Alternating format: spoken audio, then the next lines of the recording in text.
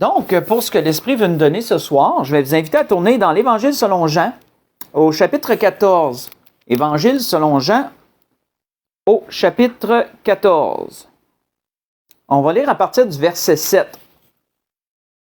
Une question qu'on a souvent relue, que Philippe a posée au Seigneur, et la réponse que le Seigneur a donnée, qui a comme brisé, je dirais, pour eux, avait brisé un peu un paradigme, brisé un peu une façon de penser, une façon de visualiser Dieu.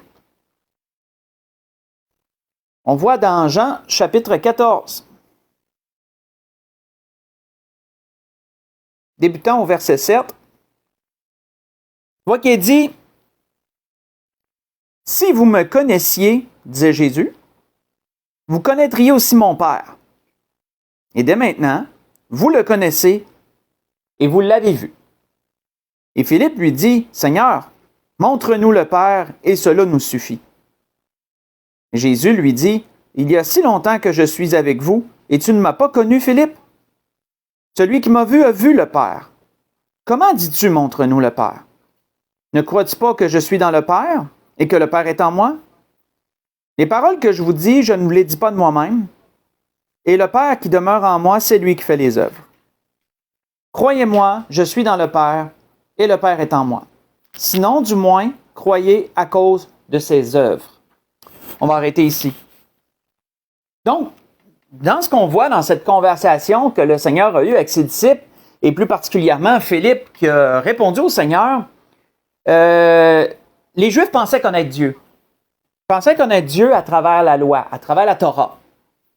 Ils pouvaient lire ce que beaucoup de leurs pères ont vécu avec Dieu, ce que le peuple a vécu dans le désert, etc.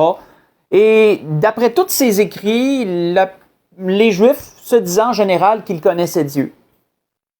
Et lorsque le Seigneur leur a parlé de voir le Père, c'est sûr que ça les a surpris.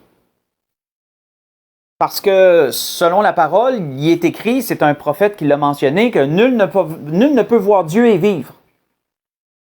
Parce que Dieu est trop pur. Dieu est trop pur pour voir le mal et nous sommes d'une nature pécheresse. Donc, on ne pourrait pas supporter le regard. Dieu ne pourrait pas supporter de nous regarder, si ce n'est qu'à travers Jésus, bien sûr. Mais donc, lorsque Jésus leur a dit, il leur a parlé du Père puis qu'il leur a dit qu'il l'avait vu, bien là, ça l'a certainement piqué une curiosité et amené l'idée que, on peut voir le Père. Et c'est pour ça que Philippe a dit, ben montre-nous le Père, cela nous suffit. Hein. Quel n'aurait pas été le plus gros vœu pour les Juifs que de réussir à voir le Père, à voir le Dieu d'éternité? Et Jésus l'a dit, ça fait longtemps que je suis avec vous et tu ne m'as pas vu, Philippe. Celui qui m'a vu a vu le Père. Et cette déclaration-là de Jésus était vraiment quelque chose de vraiment gros. C'était une grosse déclaration, c'était une grosse affirmation que de dire, et ça brisait en même temps un paradigme, que de dire, le Père vous a visité à travers moi. Je personnifie Dieu, je représente Dieu. Si vous me voyez, vous voyez Dieu, autrement dit. La pensée que Jésus amenait, c'était que lui et son Père étaient indissociables. Ils étaient indissociables. C'est la pensée que Jésus amenait. Et qu'est-ce qu'on entend par indissociable? Indissociable, selon le dictionnaire, veut dire que l'on ne peut fractionner, qui est indivisible, inséparable. Donc, si quelque chose est indissociable, tu ne peux pas le séparer d'aucune façon. Tu ne peux pas dire, je vais le trancher là pour m'en faire deux parties. Tu ne peux pas. L'un ne va pas sans l'autre. En termes simples, l'un ne va pas sans l'autre. Et c'est une pensée puissante et profonde que Jésus amenait à ses disciples de dire, vous ne pouvez pas me séparer du Père. On vient ensemble. Si tu me vois, tu vois le Père. Et donc, c'était tout un paradigme qui était brisé pour les disciples. Et l'Esprit veut nous conduire dans ce fait que quand ça concerne Jésus, il y a beaucoup de choses que la parole nous enseigne qui sont indissociables de lui. Parce que le jeu du diable, l'une des tactiques du diable, je dirais, sa plus grande de bien des façons, sous bien des facettes différentes, c'est de démolir Jésus. Parce que Jésus, il est le chemin, il est la vérité, il est la vie. Nul ne va au Père que par le Seigneur. Hein? Le Seigneur l'a bien dit justement dans le verset précédent. On ne l'a pas lu, mais au verset 6. Nous autres, on a commencé au verset 7. Mais au verset 6, Jésus le disait. Je suis le chemin, la vérité, la vie. Nul ne va au Père que par moi. Et ça, le diable le sait aussi. Le diable sait que Jésus, c'est le chemin, la vérité et la vie. Donc, si tu veux empêcher les âmes d'être sauvées, tu dois détourner les gens du chemin. Tu dois démolir Jésus, en d'autres mots. Satan doit trouver une façon, et il en connaît beaucoup, de dénaturer le Seigneur pour que les gens ne soient plus en mesure de prendre le seul chemin, la seule vérité et la seule vie. Et l'affirmation que Jésus a donnée ici à ses disciples, que je suis indissociable du Père, nous faisons un, moi et le Père, nous sommes un, ça, c'est l'une des choses que Satan essaye de séparer, ça. C'est l'une des choses que Satan essaye de diviser dans la tête des gens. Il essaye de dissocier Jésus et Dieu, Jésus et le Père dans la tête des gens, parce qu'en dissociant le Seigneur du Père, ben c'est une façon d'amoindrir le Seigneur et de l'enlever la puissance du salut, d'enlever la puissance du salut. C'est quelque chose. Premièrement, on va naviguer un peu dans cette pensée, comment que la parole nous enseigne clairement que Jésus et Dieu ne peuvent être séparés. On voit que l'apôtre Paul disait aux Colossiens, le Fils est l'image du Dieu invisible. Et c'est exactement ça ce que Jésus disait ici. C'est exactement ce que Jésus disait. Si tu me vois, tu vois Dieu. Celui qui m'a vu a vu le Père. C'est ça que l'apôtre Paul disait quand il disait que le Fils est l'image du Dieu invisible, le premier-né de toute la création. Vous voyez ça dans Colossiens 1, verset 15. Et à plusieurs endroits, Jésus, de sa bouche, a affirmé cette unité-là avec son Père. On voit que Jésus disait à un autre endroit, « Celui qui n'honore pas le Fils, n'honore pas le Père qui l'a envoyé. » Vous voyez ça dans Jean 5, verset 23. On va en voir quelques-uns en rafale comme ça. Un autre endroit, Jésus dit, « Celui qui me hait, en voulant dire qui me haït, celui qui me hait est aussi mon Père. » Dans Jean 15, verset 23. Et Jean, qui a écrit l'épître de Jean, mais qui a écrit aussi une lettre, 3 lettres en fin de compte, dit dans l'une d'elles, « Quiconque nie le Fils », nie, dans le sens qu'il il nie son existence, il nie qu'il a existé, nier, dans le sens de nier. Quiconque nie le Fils n'a pas non plus le Père, disait Jean. Vous voyez ça dans 1 Jean 2, verset 23. Donc, on peut voir, avec ce que le Seigneur a dit ici, avec ce que l'apôtre Paul dit, avec toutes ces autres paroles que le Seigneur a dites, tous ces autres témoignages du Seigneur, ce que Jean a également mentionné, il y a une certitude, c'est que Jésus et Dieu sont indissociables. Ils ne peuvent pas être séparés. Si quelqu'un dit, moi, j'adore Dieu, mais je me moque de Jésus, puis je vais être sauvé quand même, impossible. Combien de gens, combien que Satan il a réussi à amener dans la tête des gens qu'il y a un être suprême qui existe, puis que tu as juste à être assez bon, puis que c'est sûr que tu vas aller le rejoindre. Jésus, tu n'en as pas besoin. Qu'est-ce que Satan fait? Satan amène l'idée que Dieu et son Fils peuvent être dissociés. Tu peux jeter Jésus au vidange, puis tu peux garder seulement Dieu, puis tu peux dire, ben oui, mais je crois en Dieu ou j'adore Dieu d'une quelconque façon, puis c'est suffisant. Non. Jésus le dit, si tu haïs le Fils, tu haïs le Père. Il y en a qui vont dire, ben non, moi j'aime Dieu, mais j'aime pas Jésus. Impossible. Parce que Jésus, c'est le fruit de l'amour de Dieu. Car Dieu a tant aimé le monde qu'il a donné son Fils. Donc, tu ne peux pas séparer ça. Jésus a dit, tu rejettes le Fils, mais tu rejettes le Père. Mais là, il y en a qui disent, non, je ne rejette pas Dieu, j'aime Dieu. Désolé, Dieu t'a tendu la main à travers Jésus. Tu rejettes la main tendue de Dieu, mais tu rejettes Dieu. Tu rejettes celui qui te tend la main, en d'autres mots. Donc, comme on le voit, cette affirmation-là est certaine, Jésus est indissociable de Dieu. Mais ça va encore plus loin. Et l'Esprit veut nous amener dans différentes facettes comme ça où Satan œuvre pour dissocier, pour séparer, pour fractionner Jésus et d'autres facettes de son œuvre, de sa personne. Et l'Esprit veut mettre un emphase sur cela ce soir. Comment qu'il y a certains aspects qui vont avec Jésus qui sont indissociables. Et enlever ça, c'est enlever la puissance du salut. Pas que le salut perd sa puissance, c'est de passer à côté. Autrement dit, en d'autres mots, c'est de passer à côté.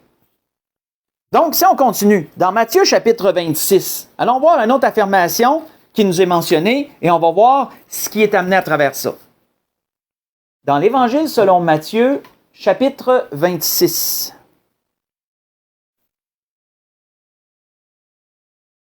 Évangile selon Matthieu, chapitre 26. On va lire à partir du verset 59. Je vous mets en contexte. C'est lorsque le Seigneur a été amené pour être jugé en secret par le Sanhédrin avant d'être amené devant Pilate.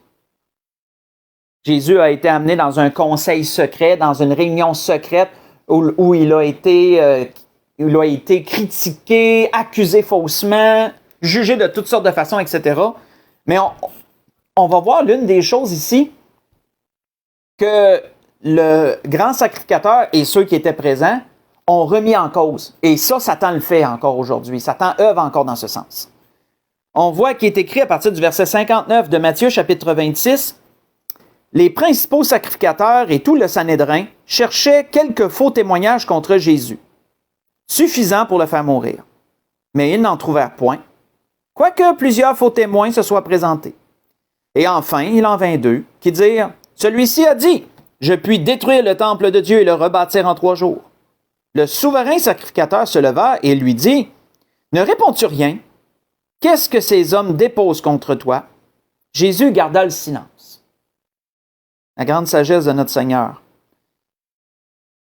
Et le souverain sacrificateur, prenant la parole, lui dit, « Je t'adjure. » Ça, c'est un gros mot, là. Adjurer, là, c'est comme je t'ordonne quasiment, là. C'est que je t'oblige quasiment, là. Je t'adjure. Par le Dieu vivant, de nous dire, si tu es le Christ, renotez ça, prenez ça en note, si tu es le Christ, le Fils de Dieu. Et Jésus lui répondit, tu l'as dit. De plus, je vous déclare, vous verrez désormais le Fils de l'homme assis à la droite de la puissance de Dieu et venant sur les nuées du ciel. Alors le souverain sacrificateur déchira ses vêtements, disant, il a blasphémé.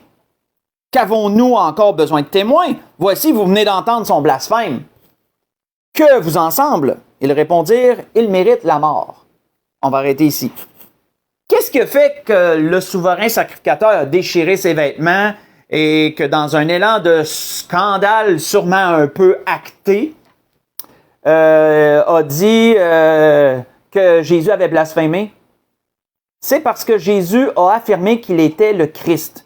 Jésus a affirmé qu'il était le Fils de Dieu. Et ça, frères et sœurs, c'est une chose que Satan attaque. Il a attaqué ça au fil du temps, mais aujourd'hui, Satan l'attaque d'une façon particulièrement rusée et avec beaucoup d'imagination, je dirais. Satan a énormément d'imagination, surtout dans les temps où on est rendu. Je ne sais pas si vous avez entendu déjà la pensée du Nouvel Âge à propos du Christ. Je ne sais pas si vous avez déjà entendu ça. Si vous faites des recherches sur l'énergie christique. Faites des recherches là-dessus, vous allez voir, c'est intéressant. C'est surtout niaiseux, c'est surtout très hors de ce que la Bible dit. Mais je vous le mets en mille, c'est que le Nouvel Âge, le New Age aussi qu'on appelle, souvent on l'appelle par son appellation en anglais, amène l'idée que le Christ n'est pas Jésus, que le Christ est dissocié de Jésus, que le Christ est une énergie. Il appelle ça l'énergie christique.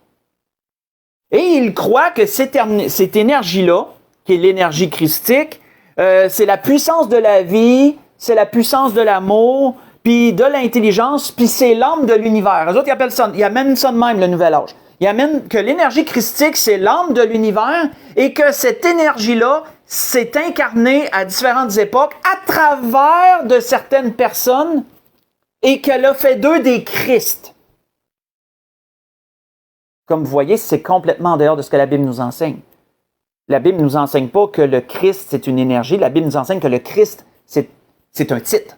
C'est un titre. Parce que Christ vient du grec Christos, qui veut dire oint, élu, choisi.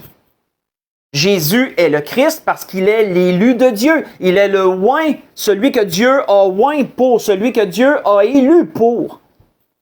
Donc, dans la pensée du Nouvel Âge, cette énergie christique-là s'est révélée à travers des hommes qui se sont démarqués au fil du temps. Mahomet était animé de l'énergie christique, selon eux. Bouddha est animé de l'énergie christique, selon eux. Krishna est animé de l'énergie christique. Confucius a été animé de l'énergie christique. Le Dalai Lama a été animé de l'énergie christique. Tous ces gens, selon le Nouvel Âge, ont été des Christ révélés. Et voyez-vous comment Satan, comment Satan a de l'imagination. Tout ça amène quoi? Ça l'amène l'idée que Jésus est un Christ parmi les Christ. Parce qu'il croit aussi, il mélange Jésus dans toute leur poutine, là. Il croit aussi que Jésus a été animé de l'énergie christique, lui aussi. Comme Mahomet, et c'est ça qui amène un peu la religion mondiale. Le New Age est un peu un fondement pour la religion mondiale, dans le sens que toutes les religions s'équivalent. Selon eux, toutes les religions s'équivalent parce qu'ils ont tous été animés du Christ. Ils ont tous été animés de l'esprit, de l'énergie christique. Voyez-vous à quel point que c'est un gros mélange de choses qui ne se mélangent pas ensemble. Ça, Satan, il aime ça, faire ça. Autant que Satan, il veut séparer ce qui ne se sépare pas, autant que Satan essaie de mélanger ce qui ne se mélange pas. Pensez à la statue de Daniel avec le fer et l'argile. C'est le même style, là. Satan, c'est un expert à essayer de mêler des choses qui ne se mêlent pas ensemble. Mais donc, voici la pensée du Nouvel Âge sur le Christ, sur l'énergie christique. Et donc, ils disent qu'il y en a différents, beaucoup de personnes ont été des Christ. Et Jésus a été simplement un Christ parmi les Christ. Mais peut-on dissocier Jésus et Christ? Regardons ce que les Écritures nous en disent. Peut-on dissocier Jésus et Christ? Je vous le dis, j'ai tellement d'exemples qu'il a fallu que j'en laisse de côté parce qu'il y en avait trop dans la parole, des affirmations qui démontraient que tu ne peux pas dissocier Jésus et Christ. On voit pas besoin de tourner, juste dans Matthieu 1. Juste dans Matthieu 1, verset 1. La généalogie de Jésus-Christ. Et si vous notez dans la parole, Jésus et Christ ont toujours un trait d'union. Et vous savez qu'en français, un trait d'union veut dire que tu unis les deux mots ensemble. Ces deux mots-là forment comme un mot. Il y a un trait d'union pour les unir ensemble. Donc, la généalogie de Jésus-Christ, fils de David, fils d'Abraham. Matthieu 1, verset 1. Dans les derniers versets de Matthieu, quand il a été fini la généalogie, qu'est-ce qui est dit? Jacob engendra Joseph, l'époux de Marie, de laquelle est né Jésus, qui est appelé Christ. Est-il dit? Et on voit qu'il est dit, il y a donc 14 générations depuis Abraham jusqu'à David, 14 générations depuis David jusqu'à la déportation de Babylone, et 14 générations depuis la déportation de Babylone jusqu'au Christ. Matthieu 1, j'ai lu le verset 16 et le verset 17. Bon, pas tellement plus loin, pas besoin d'y tourner encore, là. Je vous donne ça rapidement comme ça. Lorsqu'Hérode a demandé à ses sages où serait né le Christ, hein, c'est ça, il assembla tous les principaux sacrificateurs et les scribes du peuple et il s'informa auprès d'eux du lieu où le Christ devait naître. Hein, Matthieu 2, verset 4. Matthieu 16, verset 16 est une affirmation puissante, pas besoin de se tourner encore. Qu'est-ce que Pierre a eu, quelle révélation Pierre a eu de la part de Dieu à propos de Jésus? Tu es le Christ, le Fils du Dieu vivant, disait Pierre. Matthieu 16, verset 16.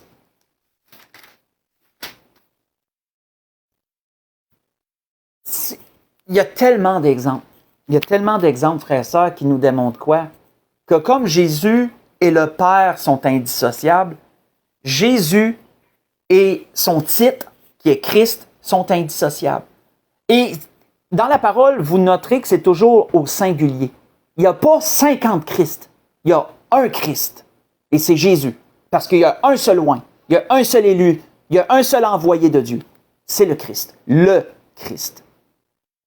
Tournons dans Matthieu 24. Allons voir, parce que la pensée du Nouvel Âge amène un éclairage sur certaines paroles que Jésus a données prophétiques.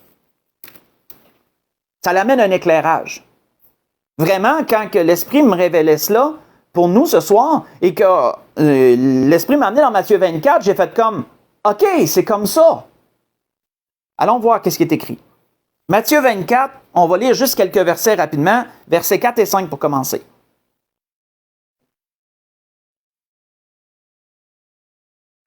On sait, Matthieu 24, un chapitre prophétique, un chapitre fort dans la parole, un chapitre clé, très important, où le Seigneur donne des prophéties sur l'avenir, un avenir proche et un avenir lointain. Et le proche et le lointain se mêlent dans Matthieu 24. Il y a beaucoup de condensés, c'est un condensé de beaucoup de choses. Et on voit juste dans Matthieu 24, verset 4, Jésus répondit, « Prenez garde que personne ne vous séduise, car plusieurs viendront sous mon nom. » Plusieurs viendront sous mon nom, disant, « C'est moi qui suis le Christ. » Pensez au nouvel âge. Pensez à leur fausse philosophie, à leur absurdité à propos de l'énergie christique qui se révèle à travers de personnes qui se disent être des Christ. Regardez ce que Jésus dit ici. Plusieurs viendront sous mon nom, disant, c'est moi le Christ. Comment feront-ils cela? Pensez au nouvel âge. Ça vient de là. On voit que si on lit un autre endroit, si on lit toujours dans Matthieu 24, mais versets 23 et 24, qu'est-ce que Jésus disait? Si quelqu'un vous dit alors, le Christ est ici, ou il est là, ne le croyez pas, car il s'élèvera de faux Christ. Il s'élèvera de faux Christ et de faux prophètes. Ils feront de grands prodiges et des miracles au point de séduire, s'il était possible, même les élus. Ça met un éclairage, frères et sœurs, quand on prend ces versets-là du Seigneur, puis qu'on se posait la question, qu'est-ce que le Seigneur voulait dire quand il disait qu'il y a plusieurs Christ qui viendraient? Quand il y aurait des faux Christ. Ça voulait dire quoi? Et pensez au nouvel âge. Et vous avez votre réponse. Vous avez votre réponse. Vous faites les liens. L'énergie christique. Satan a beaucoup d'imagination. Et c'est le Dieu avec un petit d. On s'entend? Du mensonge. C'est le père du mensonge. C'est le trompeur. C'est celui qui trompe. Satan est comment je pourrais dire, perfectionné dans l'art. Il est passé maître dans l'art de tromper et dans l'art d'amener toutes sortes de fausses philosophies et de fausses pensées. On voit que Jean nous disait quoi? Jean en rajoute une couche sur ça avant qu'on enchaîne. Jean en rajoute une couche. Puis même, je dirais qu'il met même un saut. Il met même un saut sur qui est derrière cette pensée du nouvel âge, qui est derrière cette énergie christique, qui est derrière cette pensée que le Christ n'est pas un titre, mais que c'est une énergie créatrice et le cœur de l'univers qui se révèle à travers des hommes, qui s'imprègne à travers des hommes au fil du temps. Jean nous donne un éclairage là-dessus. Faites juste écouter. Jean dit, n'ajoutez pas foi à tout esprit. Hein? Mais éprouvez les esprits pour savoir s'ils sont de Dieu. Comment tu reconnais qu'un esprit est de Dieu? Car plusieurs faux prophètes sont venus dans le monde. Reconnaissez à ceci l'Esprit de Dieu. Tout esprit qui se déclare publiquement pour Jésus-Christ venu en chair est de Dieu. Voyez-vous? Jean dit que tout esprit qui ne dissocie pas Jésus et Christ, qui garde l'association, l'unité de son nom, parce que ça fait partie de la puissance du salut. Jésus est le Christ. Il n'est pas qu'un Christ. Il est le Christ. Donc, quiconque, tout esprit se déclare publiquement pour Jésus-Christ venu en chair et de Dieu, et tout esprit qui ne se déclare pas publiquement pour Jésus n'est pas de Dieu. C'est celui de l'Antéchrist, dont vous avez appris la venue et qui maintenant est déjà dans le monde. Qui est derrière Qui est derrière l'Esprit Christique? Qui est derrière la pensée du nouvel âge? Vous avez votre réponse, c'est l'Antéchrist. C'est l'esprit de l'Antéchrist. Et quel est l'esprit de l'Antéchrist? Bien, remonter au diable, remonter à Satan, parce que c'est lui la source en arrière. C'est lui l'esprit de l'Antéchrist à travers ses démons. C'est lui qui est en haut de la pyramide. Là. Donc, ce que je vous ai lu, c'est dans 1 Jean chapitre 4, j'ai lu verset 1 au verset 3. Et quel est un prérequis pour être né de nouveau? Quel est un des prérequis pour être né de nouveau, d'être un enfant de Dieu? Jean le disait aussi, quiconque croit que Jésus est le Christ est né de Dieu, disait Jean. Voyez-vous à quel point la parole associe Jésus et Christ ensemble? Tu ne peux pas dissocier ça. C'est indissociable. Quiconque croit que Jésus est le Christ est né de Dieu. Et quiconque aime celui qui l'a engendré, aime aussi celui qui est né de lui. Hein? Autrement dit, Jean ramène à ce qu'on a là en introduction. Quiconque aime le Fils, il aime aussi le Père. Il aime celui qui est né de lui. Je vous ai lu dans 1 Jean 5, versets 1 et 2. En passant. 1 Jean 5, versets 1 et 2. Allons voir autre chose, parce que Satan travaille sur d'autres fronts aussi. On en a vu 2, mais Satan travaille sur d'autres fronts. Dans Matthieu 16, vous voulez tourner avec moi. Dans Matthieu chapitre 16.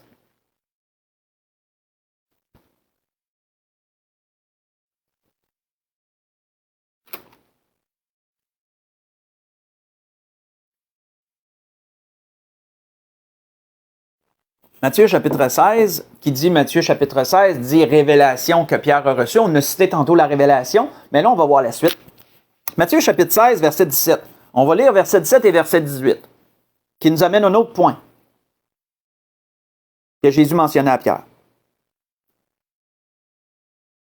On voit que Jésus, suite à la révélation que Pierre a reçue du Père, Jésus dit, au verset 17, Matthieu chapitre 16, Jésus, prenant la parole, lui dit, « Tu es heureux, Simon, fils de Jonas, car ce ne sont pas la chair et le sang qui t'ont révélé cela, mais c'est mon Père qui est dans les cieux.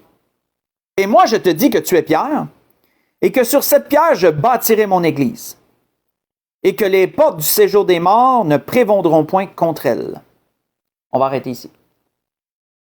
Jésus dit quoi? Tu es Pierre, tu es Céphas, tu es une roche. Mais sur cette pierre, et on sait que le jeu de mots Pétros et Pétra, cette pierre, c'est un roc, c'est un cap, c'est une roche beaucoup plus grosse. Et quelle est cette plus grosse roche? C'est la révélation de Jésus le Christ. Donc, sur la révélation que Jésus le Christ, je bâtirai, qu'est-ce que Jésus disait? Mon Église. Peut-on dissocier Jésus et l'Église? Encore là, Satan le fait très bien. Satan œuvre à le faire dans la conscience collective, dans la tête des gens. Que l'Église et Jésus, c'est deux choses. C'est deux choses différentes. Que l'Église, ça peut être comme plus un club social. Puis que c'est pas nécessaire. Pas nécessaire. Tu peux avoir Jésus sans avoir l'Église. Ça, c'est Satan qui dit ça. Parce que l'Église, il faut bien comprendre, et je l'ai déjà mentionné, que l'Église a premièrement, comment je pourrais amener ça? Que l'Église est premièrement universelle. Elle est catholique, entre guillemets. Ça, j'avais déjà apporté la nuance. Catholique veut dire universel. Donc, l'Église est premièrement universelle, dans le sens que tous ceux qui naissent de nouveau, tous ceux qui reçoivent Jésus comme leur sauveur et Seigneur, font partie de son Église dans le sens universel. Okay? Mais, son Église se manifeste à travers les églises locales physiques.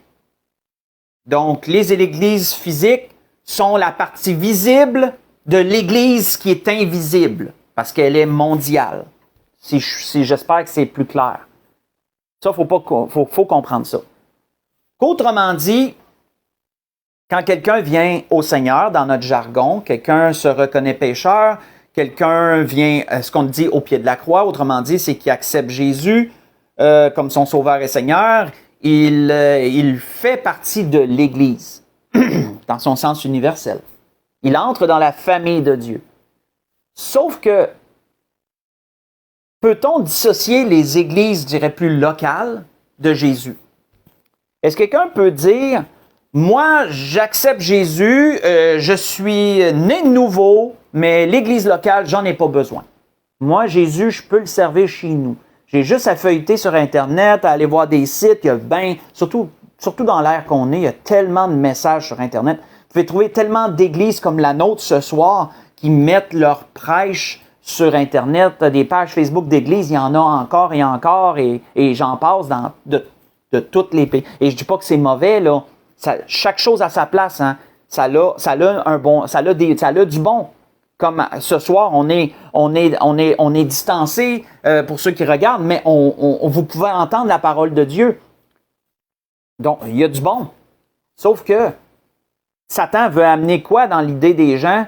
C'est que tu n'as pas besoin de l'Église. L'Église, c'est pas nécessaire. Mais peut-on dissocier l'Église du Seigneur? Jésus a dit qu'il venait bâtir son Église. Ça fait partie de lui en d'autres mots. Ça, l'apôtre Paul le disait. L'apôtre Paul le disait, faites juste écouter. L'apôtre Paul le disait aux Éphésiens, excusez-moi. Voici ce que l'apôtre Paul disait aux Éphésiens en ce sens. Hein, femmes, que chacune soit soumise à son mari comme au Seigneur, car le mari est le chef de la femme, comme Christ est le chef de l'Église, qui est son corps. Qui est son corps et dont il est le sauveur. Dans Éphésiens 5, j'ai lu versets 22 et verset 23. Paul fait la comparaison avec la femme, il dresse une image, la femme et son mari, et ensuite il parle de Christ et l'Église, et il dit que l'Église est son corps. Est-ce qu'on peut dissocier le corps de la tête d'une personne? Est-ce qu'on pourrait me trancher la tête et faire fonctionner deux parties différentes comme ça? Non. Tu ne peux pas les séparer. Je forme un tout. Ma tête et mon corps me suivent et je forme un tout. Mais c'est la même chose avec Jésus et l'Église. Et Satan œuvre avec acharnement à séparer ce qui est indissociable sur ce point-là aussi. Séparer l'Église de Jésus. Premièrement, Satan il essaie d'amener l'idée que l'Église n'est pas obligée de suivre les ordonnances du Seigneur. Une Église peut avoir toutes sortes de philosophies, toutes sortes d'enseignements divers. Mais une Église peut-elle s'éloigner de l'enseignement que la tête donne? Est-ce qu'une Église peut ressembler à autre chose qu'à celui dont elle est le corps? Non. Absolument pas. Parce qu'à ce moment-là, ce n'est plus l'Église. Ce n'est plus l'Église.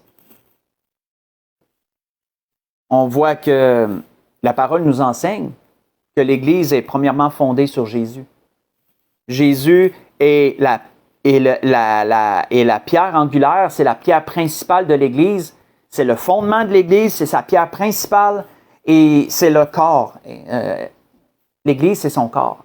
Et les églises locales, comme l'apôtre Paul l'apportait aux Corinthiens, sont les membres physiques, les membres visuels qu'on peut voir du corps de Christ. Donc, toutes les églises, dans leur ensemble, forment le corps du Seigneur. Et comme nos anciens aimaient le mentionner, une église peut être un doigt du corps du Seigneur, l'autre église peut être un orteil. Vous avez sûrement entendu déjà ce type de message-là, ou ce type d'allusion-là de nos anciens pasteurs. Vous avez certainement déjà entendu ça. Ils l'imaginent de façon simple et vraie.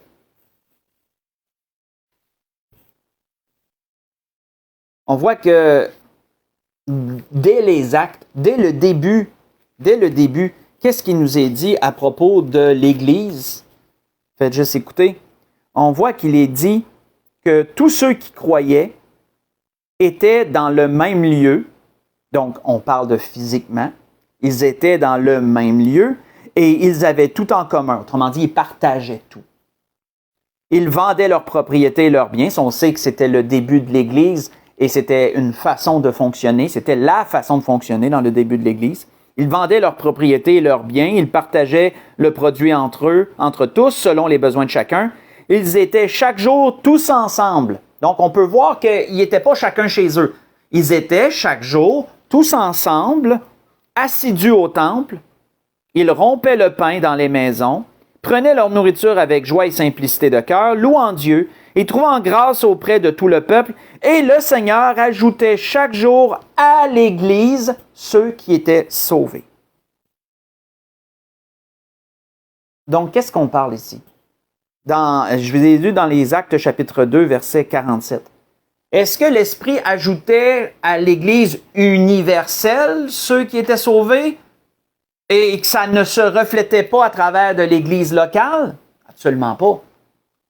La Bible nous parle justement de la première grande Église, l'Église de Jérusalem, et c'était à l'Église locale que l'Esprit ajoutait ceux qui étaient sauvés.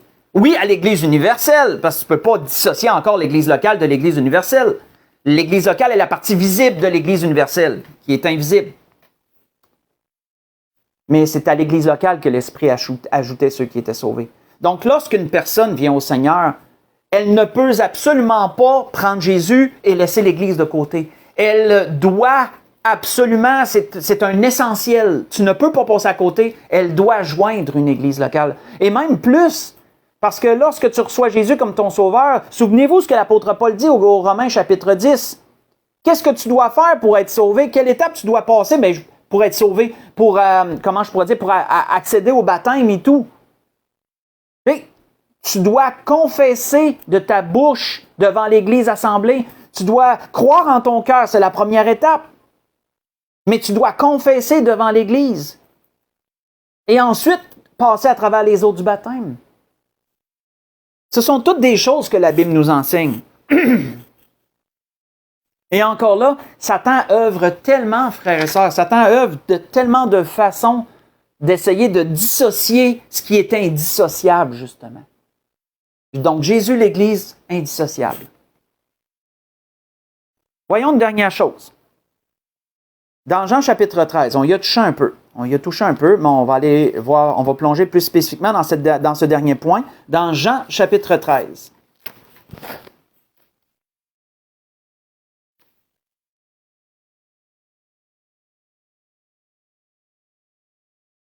Jean chapitre 13, on va aller à partir du verset 18. Verset 18 au verset 20. Après le repas, après le lavement des pieds, après l'institution que Jésus a établie pour la Pâque et les Pâques qui suivraient,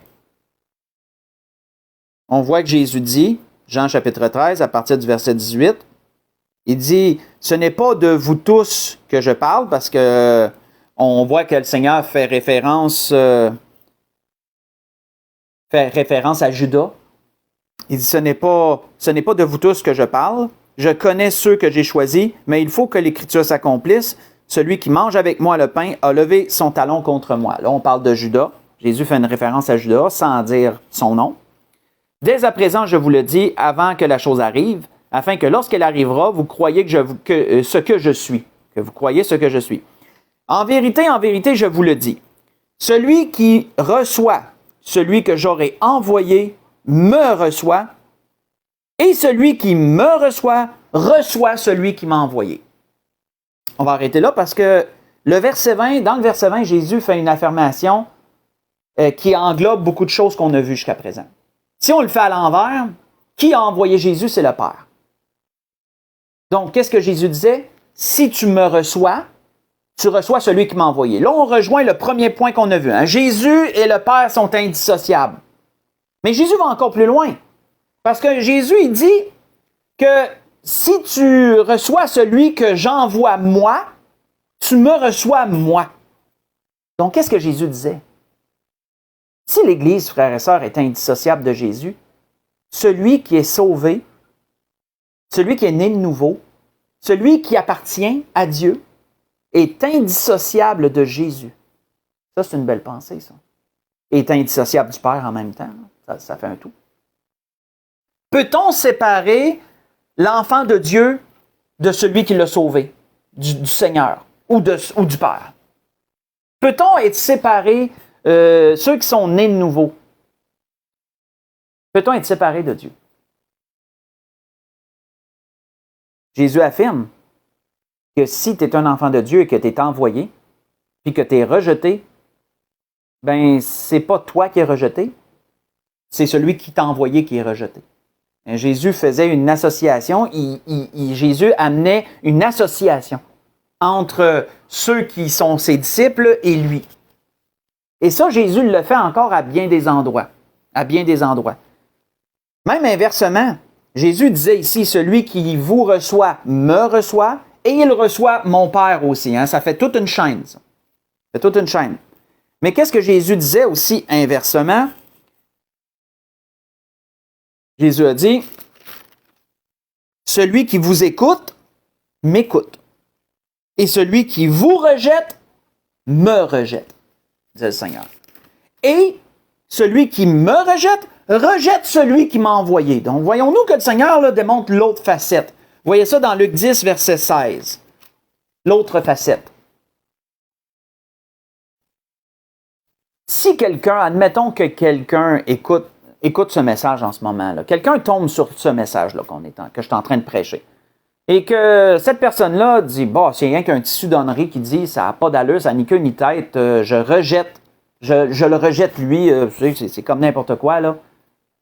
Ce qui vient de me rejeter moi, oui, mais pas seulement. Parce que je parle au nom de qui? Qui parle? C'est le Seigneur qui parle. C'est l'Esprit de Dieu qui parle. Si je suis rejeté, c'est le Seigneur qui est rejeté. Et c'est le Père qui est rejeté. En arrière de ça. Donc, voyons-nous à quel point c'est puissant. Et Satan œuvre aussi sur ce point pour amener dans la tête des enfants de Dieu qu'ils peuvent être dissociés, peuvent être séparés. Nous sommes indissociables. Super. On voit que l'apôtre Paul parlait aux Romains, quand il expliquait cela aux Romains, l'apôtre Paul leur disait de quelle façon cela se fait. De quelle façon cela se fait.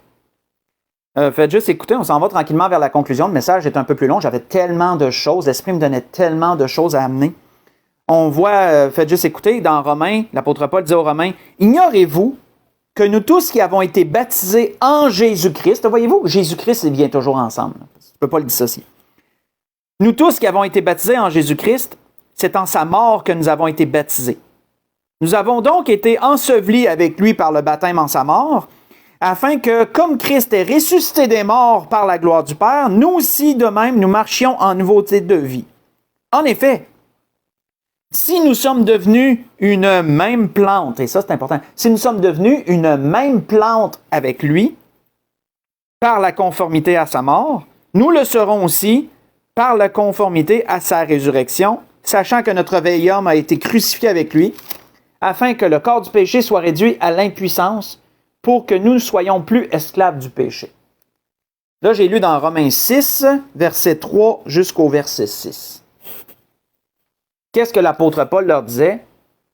Le baptême nous associe à Jésus. À travers des eaux du baptême, on s'associe à la mort du Seigneur. Et lorsqu'on ressort des eaux du baptême, on s'associe à la résurrection du Seigneur. Nous devenons une même plante. Nous affirmons, nous affichons que nous sommes une même plante avec le Seigneur. Que nous devenons indissociables du Seigneur. Bien sûr, il y a toujours la sincérité de cœur en arrière de tout ça. C'est pas ce qu'on mentionne là, c'est pas un rituel que tu fais sans conscience de ce que tu fais puis de dire, bon, mais j'ai passé à travers, à ça je suis correct. Non. Comprenons que le baptême, c'est pas le salut. Tu n'es pas sauvé à travers des eaux du baptême. Tu es sauvé lorsque tu crois au Seigneur Jésus. Tu affirmes cette croyance-là lorsque tu le confesses devant l'Église assemblée. Et tu t'affiches au Seigneur lorsque tu passes à travers les eaux du baptême. Tu t'affiches au Seigneur et tu démontres que tu es une seule plante avec le Seigneur. Tu es indissociable du Seigneur. Tu fais partie de lui. Tu fais un tout avec le Seigneur. Tu es son enfant. Et l'Esprit de Dieu habite en nous. Si vous voulez lire pendant la semaine, vous pourrez lire dans Marc 16, versets 15 et 16, comment que dans ses commandements, le Seigneur, dans ses derniers commandements, le Seigneur a dit que celui qui croira et qui sera baptisé sera sauvé. Il y en a qui ont pensé que le Seigneur voulait dire qu'il faut être baptisé pour être sauvé. Absolument pas. Mais le Seigneur amenait quelle pensée? Tu peux pas dissocier le baptême du salut. C'est ça que le Seigneur amenait comme pensée. Et là, on ne va pas là-dedans, mais c'est un autre point. C'est encore un autre point que tu ne peux pas séparer. Il y a plein de choses qui sont indissociables. Combien, malheureusement, de nos jours, Satan influence des églises qui se disent églises du Seigneur à mettre le baptême de côté ou à attendre pendant des mois et même des fois des années que quelqu'un soit baptisé. Ça n'a aucun sens. Ça n'a aucun sens. La parole nous dit clairement, tu ne peux pas séparer le baptême du salut. Si quelqu'un reçoit Jésus comme son sauveur et Seigneur, il doit passer par les eaux du baptême le plus tôt possible. Dans l'immédiat, si c'est possible, sinon le plus tôt possible. Parce que tu ne peux pas dissocier ça. C'est indissociable. Tout comme tout ce qu'on a vu jusqu'à présent. Et c'était dans cette pensée que l'Esprit voulait nous amener ce soir. On a vu beaucoup de choses. On a vu beaucoup de points, surtout sur lesquels Satan y œuvre. On a vu que Jésus a dit qu'il était indissociable du Père. Si tu vois Jésus, tu vois le Père. Moi et le Père, nous sommes un. Satan, il essaie de séparer Jésus et Dieu. Tu peux croire en Dieu, pas besoin de croire en Jésus. Ça, c'est le mensonge du diable. On a vu que Jésus est indissociable de Christ. Il est le Christ. C'est Jésus-Christ. Satan amène la pensée à travers du nouvel âge que le Christ, c'est une énergie, c'est l'esprit christique, et donc que Jésus n'est pas le seul à avoir été le Christ. Il y a eu d'autres Christ avant lui, il y aura d'autres Christ après lui. Parce que cette énergie christique est une énergie cosmique, qui est le cœur de l'univers, et blablabla, et blablabla, se révèle à travers des hommes au fil du temps. Donc, Mahomet a été Christ, etc. Krishna, Bouddha, peu importe. Je ne veux pas trop aller dans ces élucubrations-là, mais vous voyez le topo. C'est la pensée du nouvel âge, et c'était un mensonge du diable. On a vu aussi que Satan veut amener aussi la séparation entre Jésus et l'Église.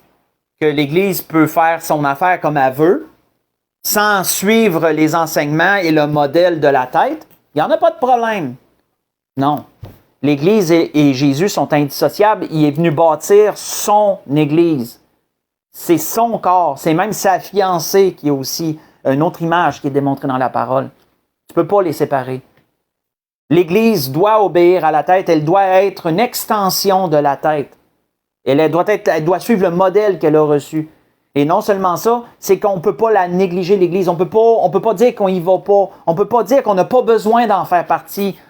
Combien de gens, malheureusement, de chrétiens bien intentionnés, œuvrent pour le Seigneur en solo, chacun chez eux, soit sur Internet ou soit dans leur communauté, mais ne veulent absolument pas se joindre à aucune église locale parce qu'ils disent « j'en ai pas besoin, moi je peux servir le Seigneur chez nous, je peux œuvrer pour le Seigneur à travers l'Internet, je peux emmener des enseignements, je peux donner des témoignages, je peux faire toutes sortes de choses pour le Seigneur.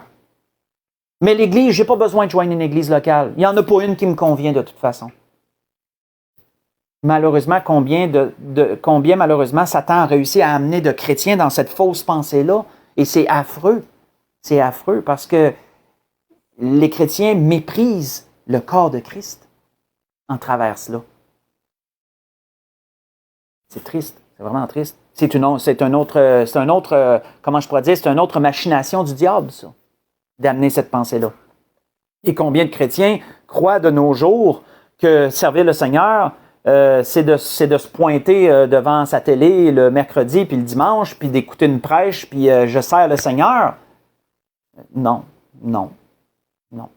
Ce qu'on fait là, c'est juste, comment je pourrais dire, parce qu'on ne peut pas physiquement, il nous est impossible de physiquement se rencontrer, mais le présentiel est la méthode privilégiée de la parole de Dieu. C'est pas l'Internet, c'est pas le virtuel qui est la méthode privilégiée, c'est le présentiel, c'est l'assemblée unie ensemble.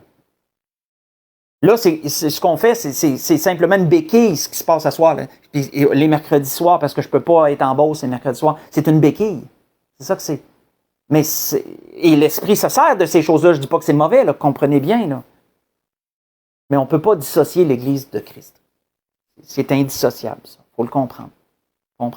C'est toutes des choses sur lesquelles Satan y œuvre, pour amener des fausses pensées, à enlever la puissance de ce qui nous est mentionné dans la parole. Enlever la puissance du salut, enlever la puissance de l'Église. Tu sais, Satan, il retire cette puissance-là. Il fait passer les gens à côté de la vérité à travers ces choses. Et le dernier point qu'on va voir pour conclure, parce que je m'éternise beaucoup. Dans Philippiens 3, allons là, on va conclure là-dessus. Une affirmation de l'apôtre Paul dans Philippiens chapitre 3. Philippiens chapitre 3.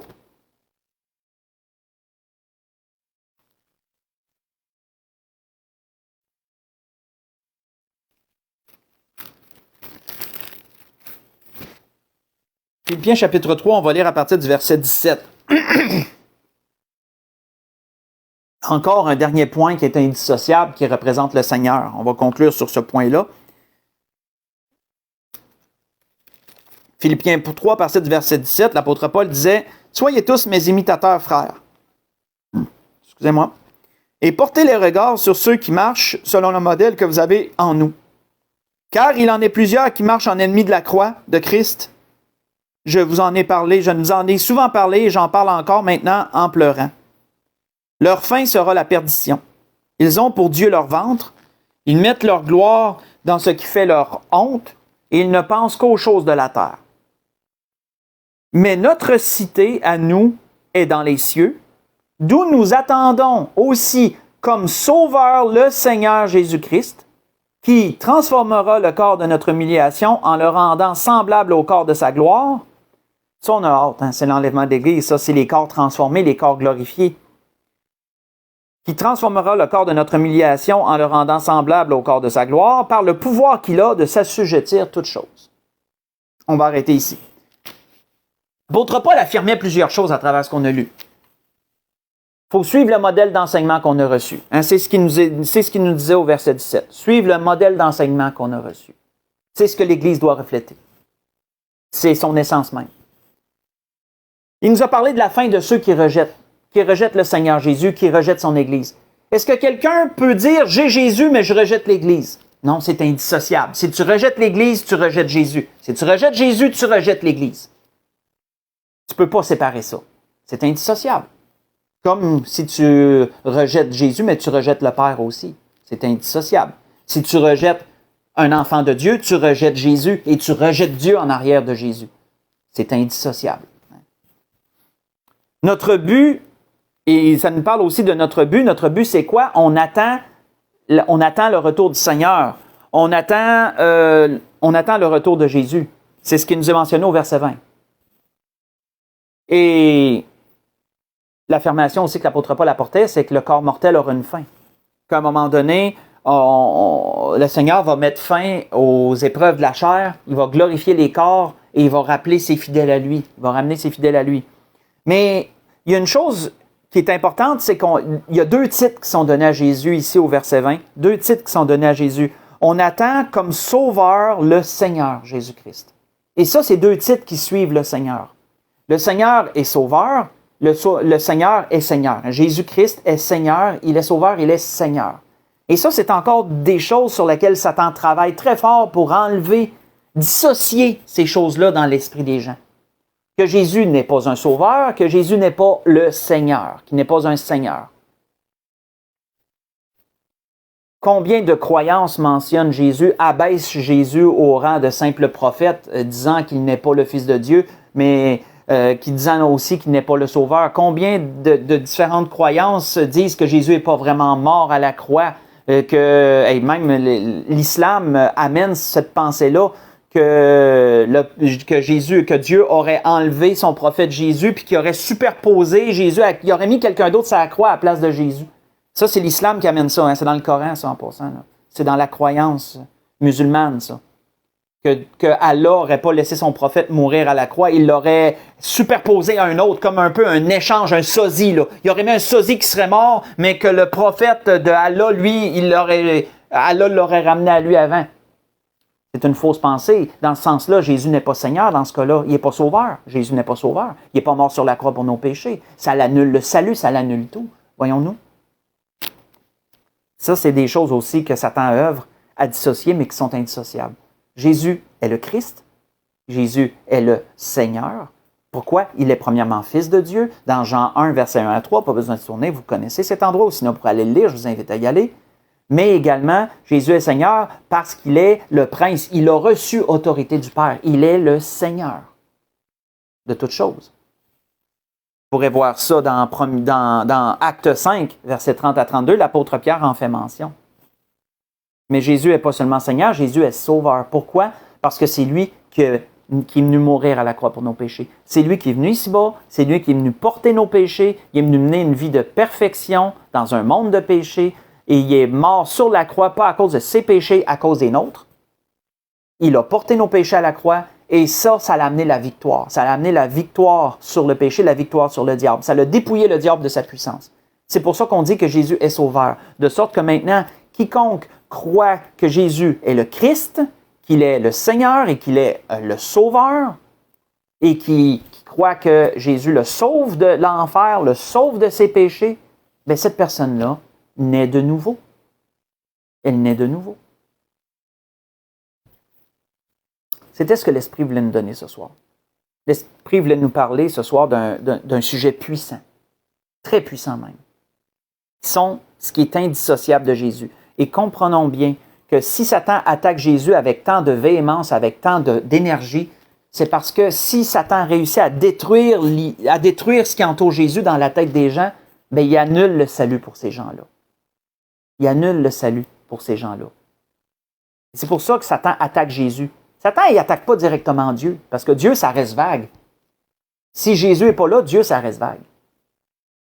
Mais à travers de Jésus, ça clarifie beaucoup de choses. Et c'est pour ça que Jésus est attaqué comme ça. Mais comprenons que tout ce qui concerne Jésus, que la parole nous donne comme certitude, c'est indissociable, et nous devons nous appliquer à garder ces choses-là dans notre esprit et à bien les comprendre afin de bien évangéliser, de bien amener le salut aux gens qui nous entourent, et que nous-mêmes, nous puissions avoir toute cette puissance, nous puissions utiliser toute cette puissance et comprendre pleinement la grandeur du Seigneur Jésus et de ces choses qui sont indissociables. Je voudrais vous souhaiter à tous et à toutes une belle semaine. On va conclure comme ça, parce que sinon je pourrais repartir. Je vous souhaite à tous et à toutes une belle semaine, que le Seigneur vous bénisse et qu'il vous dirige en toutes choses. Méditons sur ce que l'Esprit nous a donné ce soir et on va se dire pour l'Église de l'Espérance, à dimanche. Que le Seigneur vous bénisse.